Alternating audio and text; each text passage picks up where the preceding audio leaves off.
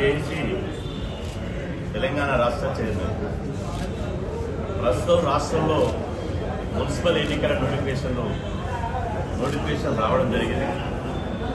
ఈ మున్సిపల్ ఎన్నికల నోటిఫికేషన్ వచ్చిన సందర్భంగా కాంగ్రెస్ ప్రభుత్వం, కాంగ్రెస్ పార్టీ కామారెడ్డి డిక్లరేషన్ 42% బీసీలకు రిజర్వేషన్లు కల్పిస్తాం, స్థానిక సంస్థల ఎన్నికలైనటువంటి గ్రామ పంచాయతీ కానీ, మున్సిపల్ కానీ, ఎంపీటీసీ కానీ, జెడ్పీటీసీ కానీ స్థానిక సంస్థల ఎన్నికల్లో 42% రిజర్వేషన్ కల్పిస్తామన్నారు. కానీ 42% రిజర్వేషన్ల గురించి కాంగ్రెస్ ప్రభుత్వం పురగణన చేసింది, అసెంబ్లీ బిల్లు పెట్టింది, చట్టం చేసింది. ఢిల్లీలో మేము ధర్నా చేస్తే మాతో పాటు వచ్చి కాంగ్రెస్ పార్టీ తరఫున, అదేవిధంగా ప్రభుత్వం తరఫున ధర్నా కూడా చేసింది. కానీ 42% రిజర్వేషన్ల బిల్లు కేంద్ర ప్రభుత్వం వైఖరి వల్ల ఆ రిజర్వేషన్లు అమలు కాలేదు.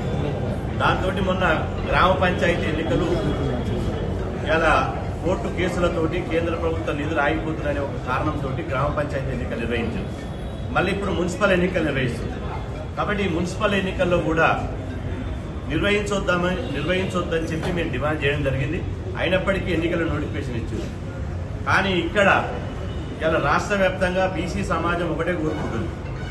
ఇలా 42% రిజర్వేషన్లు అమలైతే ఇలా వాస్తవంగా 121 మున్సిపల్ చైర్మన్, 121లో బీసీలకు 42% అమలైతే 52 మున్సిపల్ చైర్మన్లు బీసీలకు దక్కాలి. అదేవిధంగా 1150 కార్పొరేటర్లు, కౌన్సిలర్లు బీసీలకు దక్కాలి 42% అమలైతే. కానీ 42% అమలు చేయడం లేదు.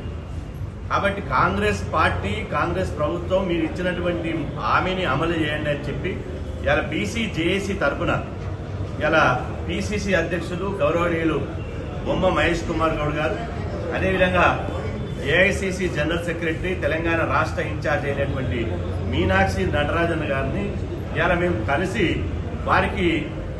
వారితో చర్చించి ఒక వినతి పత్రం ఇవ్వడం జరిగింది. ఆ వినతి పత్రంలో స్పష్టంగా కాంగ్రెస్ పార్టీ ఇన్ఛార్జికి, అధ్యక్షుల వారికి మేము స్పష్టంగా చెప్పాం.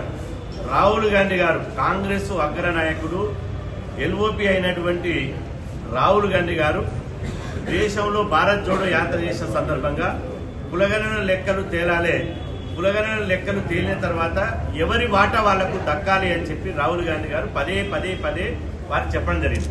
ఆ విషయాన్ని వారికి గుర్తు చేయడం జరిగింది. మీనాక్షి నటరాజన్ గారికి స్పష్టంగా చెప్పినాం.